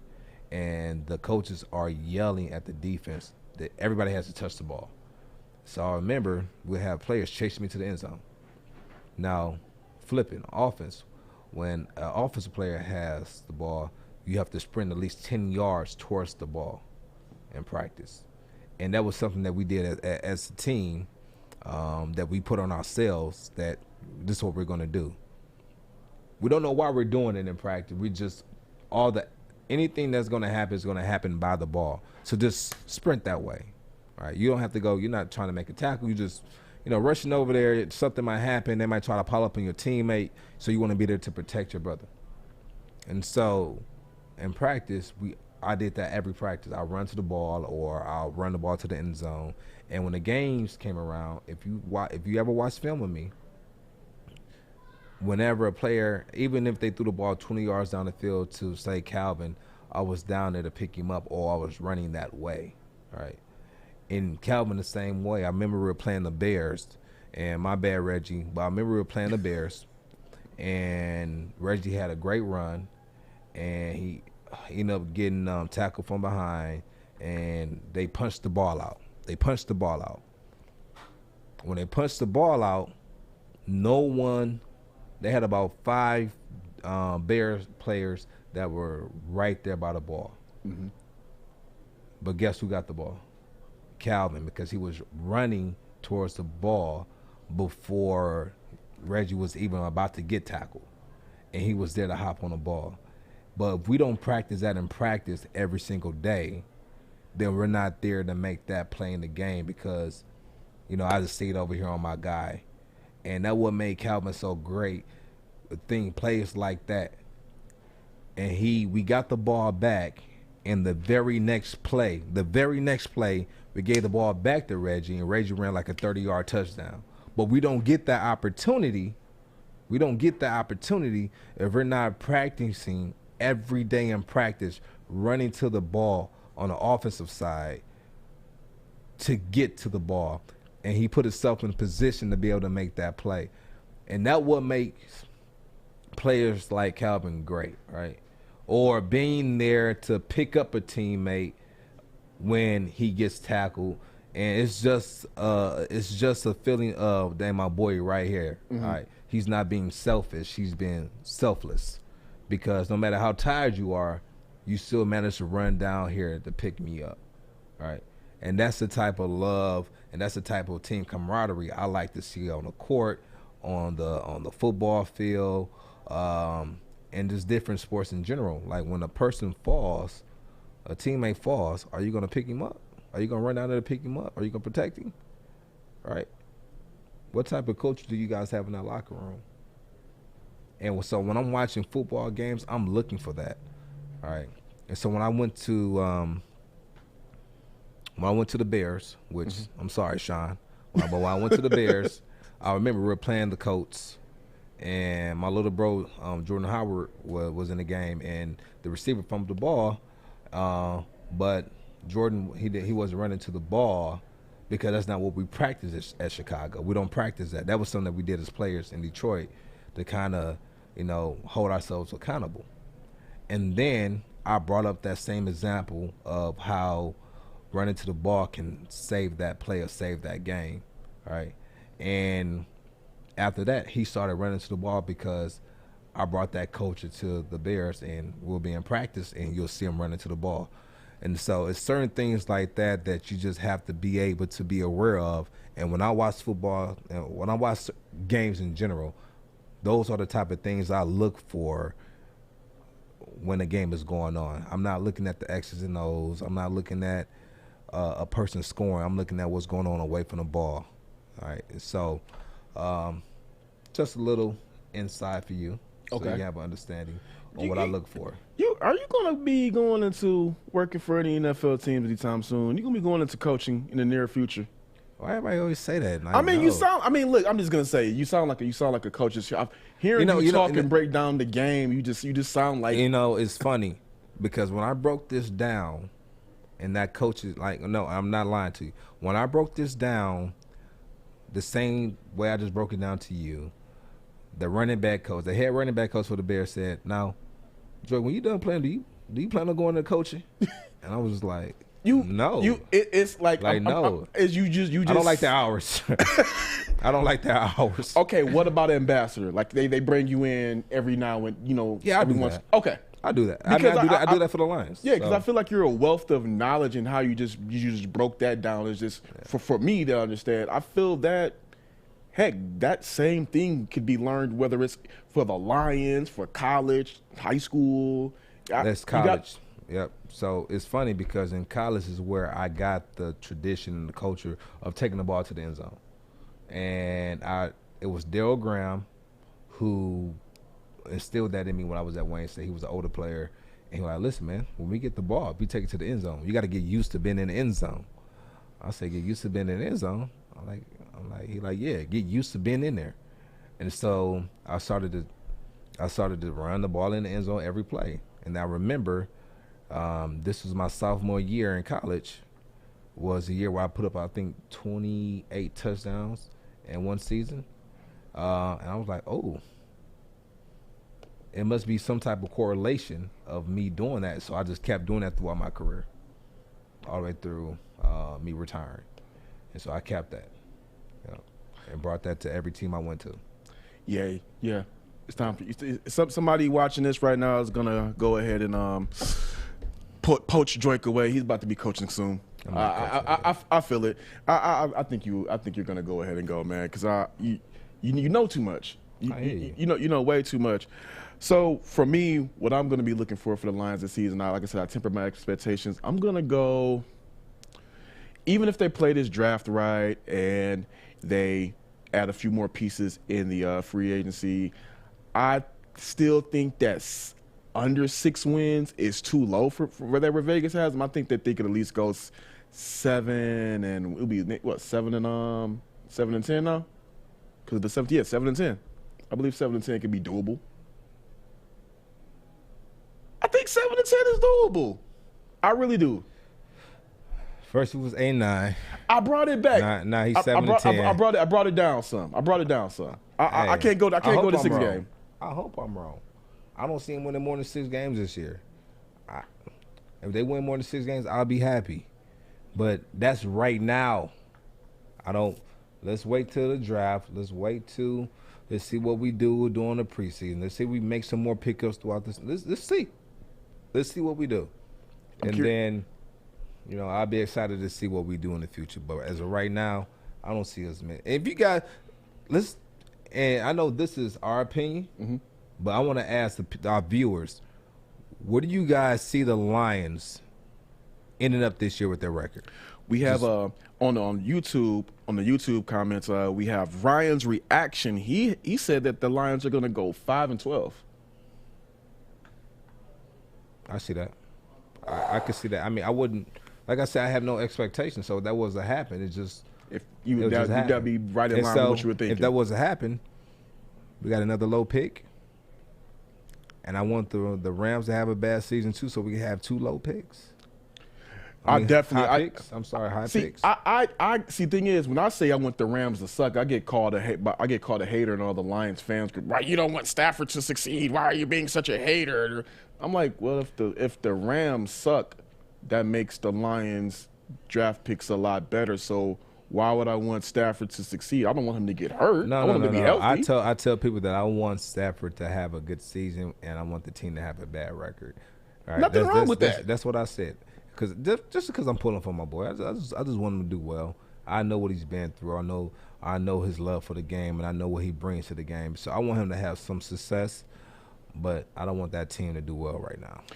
Joey 2 times on YouTube says he has the Lions going 4 wins, so that would be 4-13. Woo! I think we'll win more than 4 games. I think we can sneak. You can sneak 4 games, especially in the season when you have 17 games. Steve Rathburn on Facebook says 1-16, baby. Definitely don't want that. They say 6 wins with this team is a turnaround.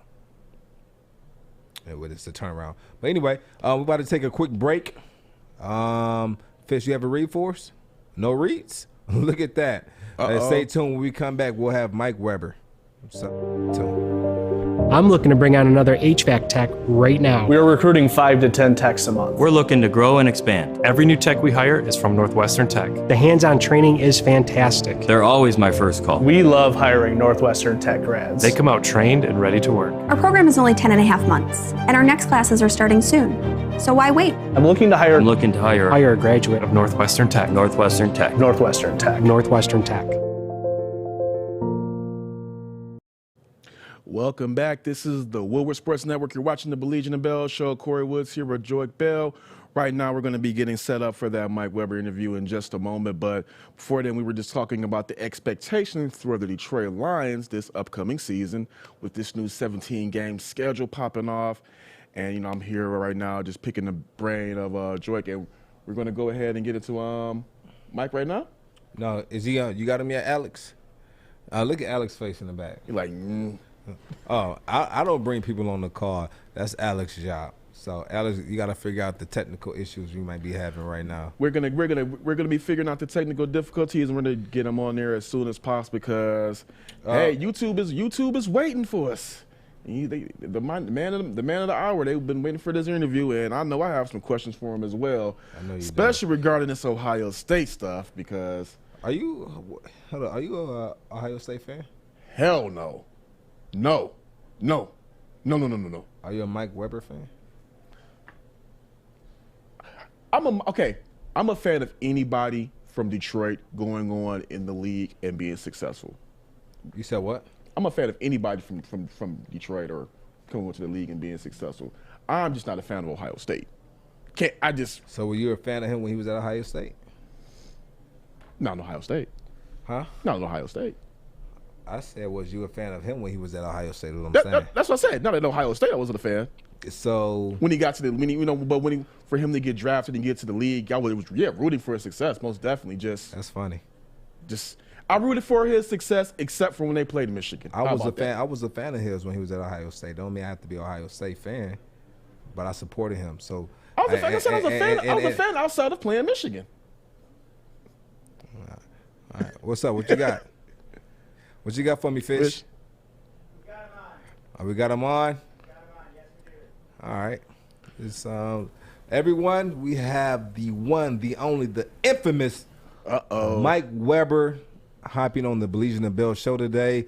For the people who don't know too much about Mike Weber, let me give you a quick, just a little briefing on who this man is. From Detroit, Michigan, went to Cass Tech High School. Left Cass Tech, went on to play football for Ohio State University, went from Ohio State University to being drafted to the Cowboys, to where he left there, went on to the Kansas City Chiefs when he won his first Super Bowl ring, which I'm kind of jealous about. I'm actually really jealous about it. I was able to wear it at one point in time. And then I thought he had one actually last year when he was actually on the Green Bay Packers when he signed with them. But they fell short. Hey, I want you guys to please give me, let's give him a warm welcoming. What's up, Mike? That's not Scott Bischoff. Good job, Alex 2.0. There we go. There he is. There he is. What's up, Mike? What's up, Joique? What's up, man? And you know the funny thing is, I called Mike last night and I said, listen, Mike, when you call in, make sure you have a background and you have something you can set your phone on to where you're not moving. So how's everything going, Mike? I know you just finished training today. How was it? I'm sorry, I'm on the What's up, man? You all right? What's up, Mike? Man, what's good? So real quick, bro. I see you're doing some training in Atlanta right now. Where are you training? Yeah, I'm training at 3D Athletes. I actually just got done training right now, so I'm kind of tired. I know you're tired. I know you should be tired. So real quick, how did you find out about this spot? Because I know when you were here, I kind of took you under my wing when you were at Ohio State, and then I would bring you to come train with me at Wayne State during the off season, and we'll get it in, all right? How did you find this place here? Are you training with other people? Are you taking other people under your wing? What's up? Yeah, right now I'm training by myself, but I'm starting next week with Kory Willis. He plays safety for the Indianapolis Colts. We played together in high school, trained together in high school. So for right now, it's just me and him grinding it out. How has it been for you going throughout this COVID year with trying to train and making sure you're being safe and all the protocols? How tough is it to maintain your diet and all these different things? Because honestly, people think like the training and they think the working out is the hardest part. The hardest part is eating for me. It's always been, what am I going to eat? What am I going to eat? So how you been dealing with that, and how have you been handling that? I mean, actually, at first, it kind of helped me, like quarantine and stuff like that. I know my body type, if I eat bad, that I'm going to get fat, you know, so I told myself, you know, I'm going to be in the house, so I got to be able to eat. So I actually became a pescatarian during the quarantine, and I watched my body change, and I worked out, and I've seen a big change on how I was, you know, physically, and I seen a big change by just in the mirror, you know, like just looking at myself in the mirror. So I think the quarantine actually helped me health-wise and like athletic-wise. So I mean, the pandemic, you know, it's not good, but it actually did help me when it came to that. All right. Now, Mike, I got a question, because me and Joique kind of went back and forth about this whole Ohio State quarterback thing, and Justin Fields is one guy that is projected to fall down to number 7, and the Lions, if he's there, the Lions could pick him up. What do you think is the misconception about Ohio State QBs translating over to the league? That's a good question, man. I think for the most part, they surrounded by so many different athletes. You got good running backs, you have good receivers, you have a good, excellent offensive line. So I think it's a little easier for them to make plays because of that. And in the NFL, everybody's good, you know. So it's like it's different. It's a little different. So I think Justin Fields is a little different because he's hungry. You know what I mean? He's a hungry guy that's willing to learn and work. So I mean, I think he can change the narrative for that. Have you spoke to him? You know, over this since his pro day, or just any time, you know, up to right now? Actually, I was there. I was in Ohio State the day before pro day, and I actually talked to him a little bit. And I mean, he seems focused to me. His head on straight. He's training well, and I think he'll do really well in the league. All right, good deal. Now, question. Now, I want to bring you back to Detroit. All right, you played in the PAL football, right? What team was that that you played for? Eastside Saints and Eastside Coach. Eastside Saints. Right. It's crazy. Do you ever come back, right, like from your time when you left, do you ever come back and speak with the kids? And because honestly, growing up, I never had a person who played in our local league who was able to go on to play in the NFL or for a major university and come back and talk to us. And I just know how impactful that would have been for me at that age. Do you ever come back and talk to the kids at PAL? Yeah, actually, my dad, he's the president of the coach now. So I'll be out there a lot when they have practice and stuff, and I'll talk to him a lot. You know, I got to work on my skills when it comes to talking to them, man, because a lot of times I talk to him like I'm talking to my brother, and I can't do that, you know. So I'm working on it. But it's, you know what though? But one thing I learned is that when I speak to the kids, it's not more so me speaking at you. It's more so us having a conversation. I feel like that's more effective where we have that conversation. And but I kind of figured that out as my time going around and speaking to different youth and different programs and different venues. I kind of learned that it's better to have that kind of that social interaction where they feel comfortable with you. All right. Yeah, it's kind of cool though, man, because I was young and they had bring an NFL player up, and I was playing for the Saints and the Colts, and they're bringing an NFL guy up to talk to us, and it's like, oh, like it's an NFL guy. Right. And so you kinda always, cool. You know, people have always looked at you as this athlete. People knew you were going to make it at a young age. You went on to Cass Tech. You were highly recruited. What made you choose Ohio State?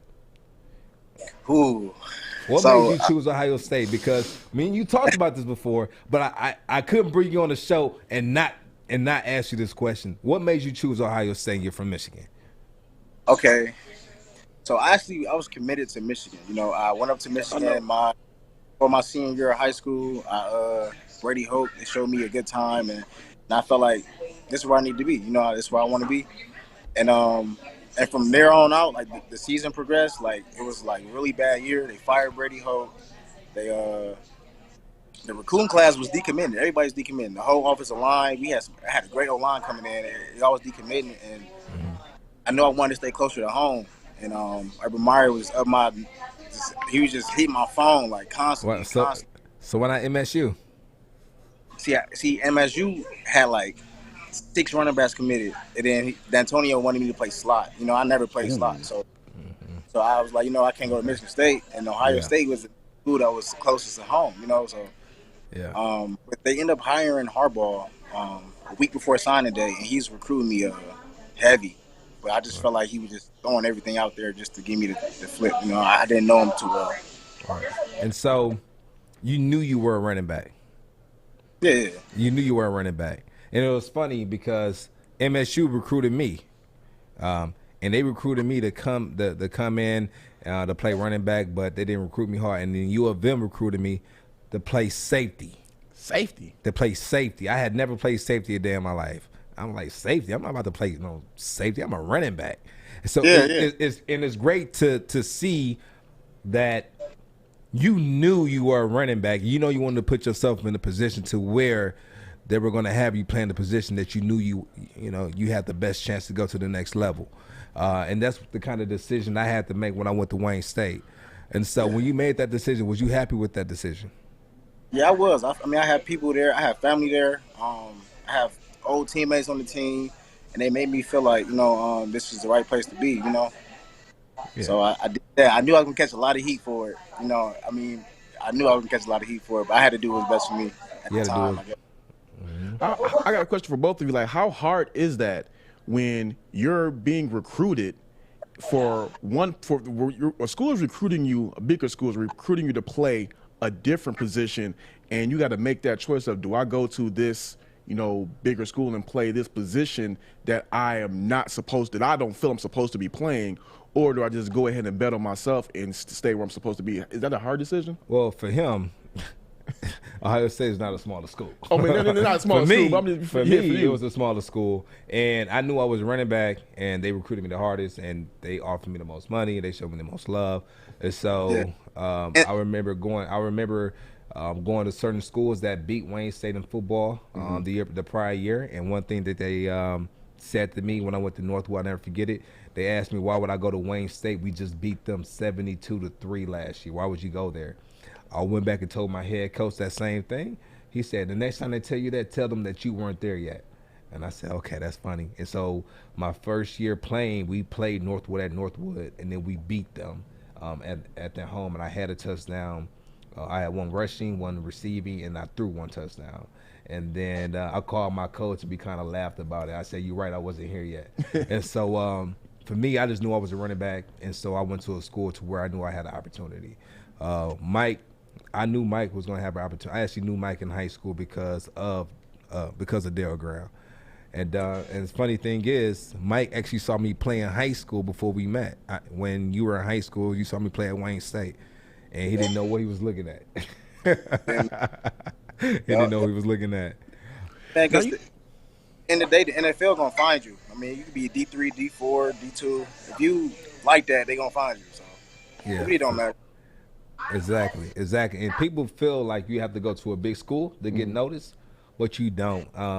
And the reason, it's funny that Mike said that, because going into my very first year playing, when I was working security for the Lions, and I was at the practice facility, and I caught a scout coming in, and I grabbed him. I was about to get off my shift, and it was my last day on the job until we started our training camp. And I asked him, I said, listen, you think a guy from a Division II Wayne State can go to the NFL? And he looked me right in my eyes. He said, if you have the talent, they'll find you. And looked me right in my eyes and said it. And I said, thank you. Shook his hand. He walked inside, and that's all I needed to hear. And now we're sitting here. Now, coming out, right? So coming out, getting drafted. Your dream. Yeah. This is what we are. How stressful was that for you your first year? I know how stressful it can be. And I know when you talked on the phone during the draft, and I know how stressed you were. How tough was that for you? Man, it was so tough, man, because you was predicted to go this, and then it made a left turn. And it was like, man, what's going on? But, I mean, at the end of the day, it motivated me to, to take that, to be able to grow from it at the end of the day. So Now, I would tell you this, because I told you this. When I would talk to you, I told you to get ready. I said this is going to be the longest year of your life. Your rookie year is going to be the longest year of your professional career, because you have to, when the season ends, you're training, you're taking about a couple weeks off, then you're right back to training hard. You're traveling, you're doing pro days, you're getting ready for the combine. If you're going to an all-star game, you got to go do that. And then you go back, you have to take tests. And then at the combine, it's built for you to put you through so much adversity. You have to, do like 4 hours of testing one day. You have to go do meetings. And then after that, you get drafted. The draft comes, and now that's stressful because you don't know where you're going to go. Then that happens, and you have to report. Sometimes you have to report earlier than the other players to start going over the playbooks. And now you're doing that. And then when the team leaves, the rookies have to stay behind for longer to go over the playbook. And then, boom, they let you guys go. I remember they let the team go, and the rookies had to stay 2 weeks after everybody left. And then you leave, and then you have to come back when the whole team reports back at the end of July. And then you got the whole NFL season. And then if you're a rookie, you have to stay after so many practices for so many hours to do these classes for an hour or two after certain practice. And you're doing that throughout the entire season. It's a very long and mentally draining first year. And I was the entire year, I probably had 4 weeks off. Every day I probably had like 4 weeks off the whole year. The whole year. And how tough was that for you mentally? It was like, man, this is what I really wanted my whole life. Like, it's not. You just see the games. You see Barry Sanders. You see, like, man, that's what I want to do. But you don't know how it really is until you're there. Yeah. And you get questions. It makes you wonder if that's really what you want to do. But and then that's when you think about, you know what I'm saying, how you got there and why you got there. And you just keep going. Right. And so, cause we're narrowing down, so I want to get these questions out real quick. So fast forward. You get drafted. You go to the Cowboys. All right. How was it? How was your time there at the Cowboys? My time with the Cowboys, it was me like just learning, because I'll call you and ask, you know what I'm saying, and get some advice. But like, I was there to like basically learn. The whole first year I was just learning, and I had a few injuries along the way. It was kind of rough in Dallas for me a little bit. But towards the end of the year, the Chiefs called me and said, we want you on the team, and I just went and signed with them. Went and signed with them. How important is it for you, Mike, like we're going through your career, to have mentors like Joique to be able to reach out and connect with whenever you need to? It was cool because no one in my family made it to NFL, so there wasn't really nobody I can, call like in my family to get that advice. So like calling him and people that I've known that's been in the league a few years helped me a lot. So keeping those relationships is real key for me. So when you made it to Kansas, we'll come back on that. When you made it to Kansas, how was it there? I know when you and I talked, you really loved it there. Yeah, I loved it there. It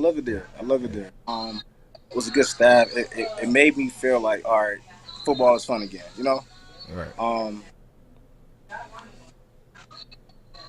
And we won a Super Bowl. Like I have experienced so many things in such a short period of time that I was like, wow, this is amazing. I met a lot of people. The whole Super Bowl experience was like unbelievable.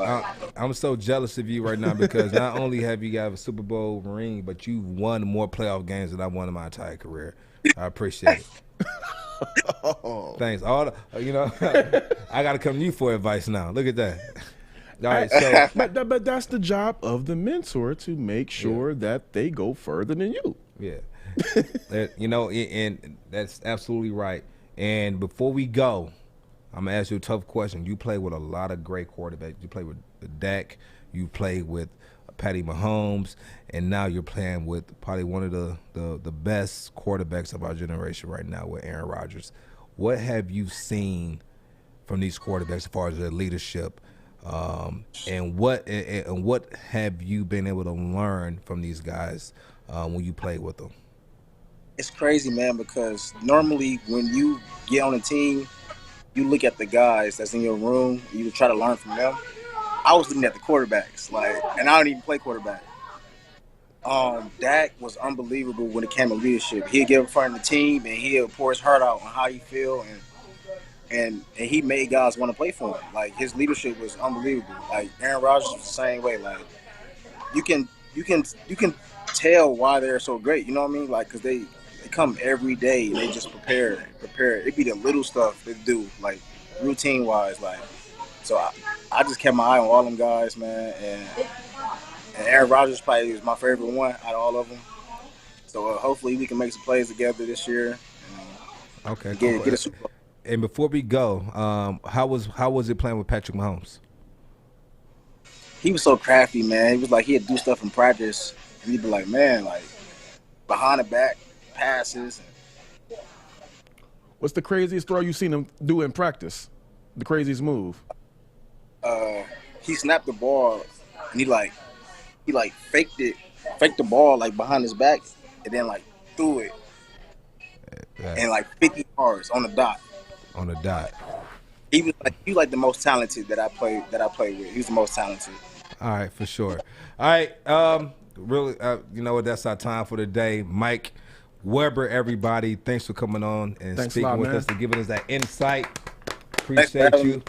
Appreciate you, bro. Wish you much success in your NFL career. Win more Super Bowls. Get as much money as you can, and make sure we invested. All right, that's one thing I always preach. We're gonna invest it. We're gonna do it, and I'm so happy because you're already doing it, and you're doing it the right way. So happy for you guys. You have Kory E. Woods, Joique Bell, and Mike Weber at the Baligian Bell Show. Gang, check you guys out tomorrow.